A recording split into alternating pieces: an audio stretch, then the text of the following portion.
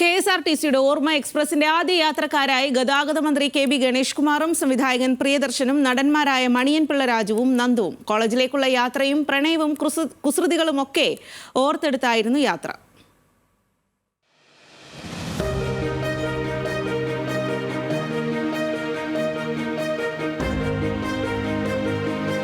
KSRTCയുടെ റീബ്രാൻഡിംഗിന്റെ ഭാഗമായാണ് ഓർമ്മകളിലേക്കുള്ള യാത്ര സംഘടിപ്പിക്കുന്നത്.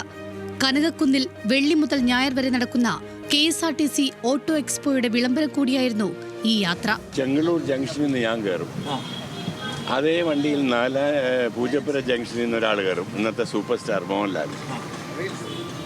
അത് അവരെല്ലാം MG കോളേജ്, നമ്മൾ യൂണിവേഴ്സിറ്റി കോളേജാണ്. ഈ ബസ്സിനകത്ത് പല കാര്യങ്ങൾ കൊണ്ടും, അതായത് പെൺകുട്ടികൾക്ക് സീറ്റ് മാറി കൊടുക്കുക, ഇങ്ങനെയൊക്കെയുള്ള അന്നത്തെ പ്രായത്തിൻ്റെ കുറേ കളികളുണ്ടല്ലോ. ഒറ്റ വണ്ടിയേ ഉള്ളൂ സ്റ്റുഡൻസ് വഴി. അപ്പോൾ ഇങ്ങനെ ഇതൊരു ഭയങ്കര രസമാണ്.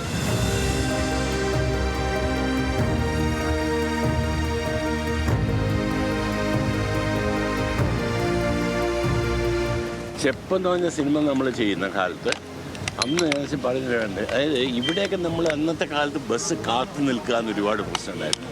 ചെന്നൈയിൽ കറക്റ്റ് സമയത്ത് പറഞ്ഞാൽ കറക്റ്റ് സമയത്ത് ബസ് വരും.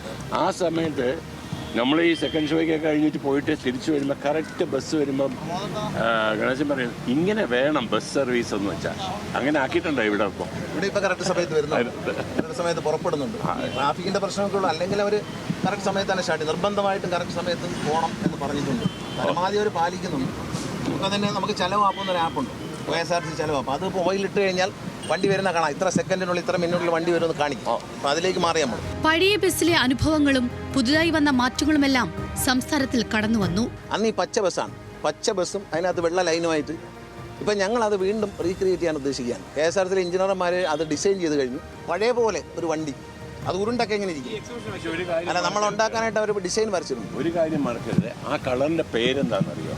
Bus green. It's called bus green. പെയിന്റിന്റെ ബസ് ഗ്രീൻ എന്ന് പറയുന്നതാണ് ആ കളർ. യാത്ര തുടങ്ങി അല്പം കഴിഞ്ഞിട്ടാണ് മൂന്നാമത്തെ അതിഥി എത്തിയത്. ഒരു സീറ്റ് കിട്ടുമോ? ബസ് യാത്രയിൽ ഒരുപാട് ബന്ധങ്ങളുണ്ടാവും അല്ലേ? അത് നമുക്ക് ശരിക്കും അനലൈസ് ചെയ്യാം. ഒരേ റൂട്ടിൽ പോകുന്ന ആളുകൾ പിന്നീട് ഈ പറഞ്ഞ പോലെ പ്രണയം, പിന്നെ വിവാഹം, പിന്നെ വിവാഹമോചനം, ഇതെല്ലാം ഒരു ബസ് യാത്രയിലിടയിൽ ഉണ്ടായി തുടങ്ങുന്ന ഒരു സംഭവമാണ്. കാര്യം ഏറ്റവും അടുത്ത് നമുക്ക് ഇരുന്ന് പഴകാനും മറ്റൊന്നുമില്ല സംസാരിക്കാനും പല കാര്യങ്ങളും ചെയ്യാൻ പറ്റിയ ഒരുപാട് പ്രണയങ്ങള്. പ്രണയത്തെക്കുറിച്ച് സംവിധായകൻ പറഞ്ഞപ്പോൾ മന്ത്രിക്ക് പറയാനുണ്ടായത് പണ്ടത്തെ ചെറിയ ഭയത്തെക്കുറിച്ചായിരുന്നു. സത്യം പറയട്ടെ, മന്ത്രിയായിട്ട് ഇപ്പോഴും കണ്ടക്ടറെ പേടിയാണ്. ഒരു ഭയം, കണ്ടക്ടറാണെന്ന് ഒരു പേടിയാണ്. ചില പറഞ്ഞില്ല, പോലീസ് പറയും. അങ്ങനെയൊക്കെ കുട്ടിക്കാലത്ത് മനസ്സിൽ പതിഞ്ഞു പോയ കണ്ടക്ടർ. പിന്നെ ഞാൻ ആദ്യം മന്ത്രിയായപ്പോൾ കണ്ടക്ടറെ യൂണിഫോം മാറ്റി, കാരണം ഈ കണ്ടക്ടറെ പേടി മാറാൻ വേണ്ടിയിട്ട്. ഇപ്പം തിരിച്ച് വീണ്ടും കാക്കി പെയിന്റിൽ യൂണിഫോമിലേക്ക് പോയി. പ്രണയത്തിന്റെയും സൗഹൃദത്തിന്റെയും ഓർമ്മകൾ പങ്കുവച്ചുള്ള യാത്ര രാജ്ഭവൻ, അയ്യങ്കാളി പ്രതിമ, മാനവീയം വീതി വഴി യാത്ര ചെയ്ത നിയമസഭയ്ക്ക് മുന്നിൽ അവസാനിച്ചു. അങ്ങനെ വർഷങ്ങൾക്ക് ശേഷം ബസ്സിൽ തിരുവനന്തപുരത്തൂടെ പോകാൻ പറ്റും. അതൊരു വലിയ ഭാഗ്യമാണ്.